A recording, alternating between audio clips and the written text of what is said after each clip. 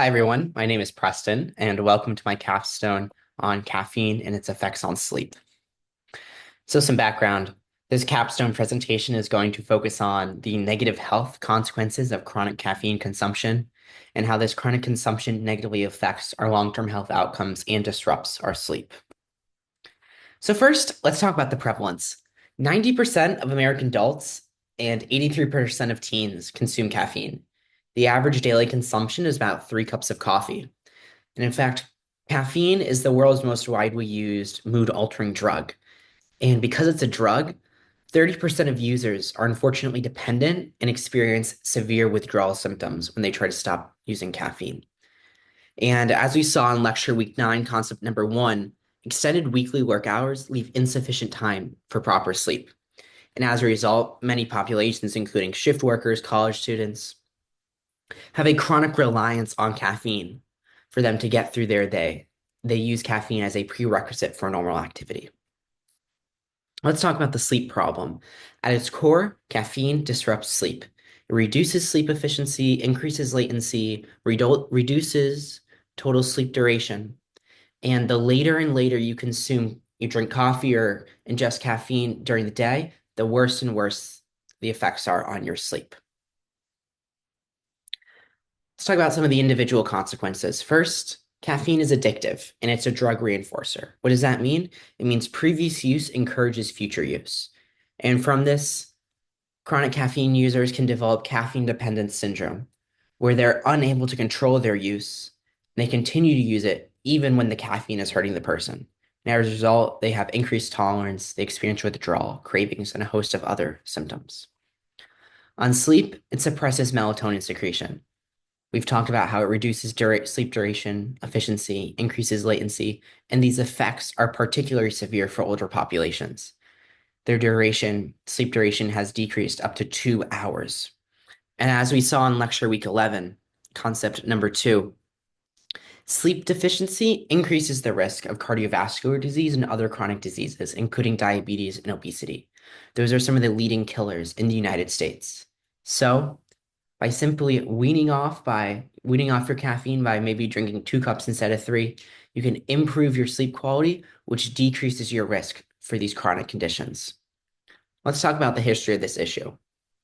Caffeine was first discovered and used in the Tang Dynasty around 700 AD, but scientific study of caffeine and its effects started with Harry Levi Hollingworth in the 1910s.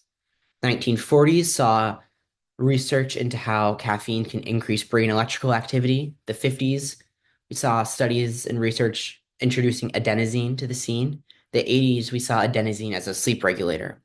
And today, there's much research targeting how does caffeine affect our two-process model of sleep, our sleep homeostat, as well as our circadian process and the circadian clock.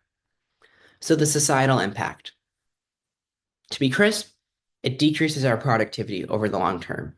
As we can see in the figure, say you have a poor night's rest, you then turn to caffeine to help get you through the day, but that caffeine then gives you another poor night's rest where you're stuck in this continuous routine where you're reliant on caffeine, which ultimately decreases your productivity. And what happens if we were to lose caffeine? Caffeine really disguises the true scale of our sleepiness epidemic. And, for instance, if we were to go to space, what happens when we don't have access to caffeine? Can we still work? With tariffs, it's so much more expensive to buy coffee. Now consumers are being priced out of a drug that they are dependent on. So some past interventions. There's advice saying your last cup of coffee should occur 9 hours before your bedtime. There's behavioral institutes offering caffeine addiction treatment. In 2017, the FDA set the upper bound for caffeine consumption, for safe caffeine consumption at 400 milligrams. And some countries have banned the sale of energy drinks for minors. But what went wrong with these attempted solutions? First, caffeine dependence is accepted. It's seen as a fundamental part of our culture and thus not a big deal. There's a complete lack of awareness. Because there's no clear US policy or regulation, there's a lack of unified action in the energy drink sector and in the awareness sector as well. And because of this, the general public is aware and making uninformed consumer decisions. Here's my solution. No drink should contain more than 400 milligrams of caffeine. That's the upper bound set by the FDA. No person should be able to get that from just drinking a single cup. We should subsidize low and caffeine-free beverages to make the choice easier for people to choose a caffeine-free version. Similar to alcohol, we mandate the labeling of risks on high caffeine products that explain to consumers the potential risks in consuming this caffeinated drink. And we should ban the sale of energy drinks to minors. The timeline will organize the research by September 2025, introduce policy in January 2026. We should hopefully have solid regulation put in place by January 2027. What are the barriers? There's questions about the role of government. Should the government police our tastes? Are they required to protect us? The industry may push back as they see this labeling as an attack on their profitability. And consumer freedom. Shouldn't every consumer be allowed to buy what they want? Here's what I say. There's precedence showing that regulation is possible.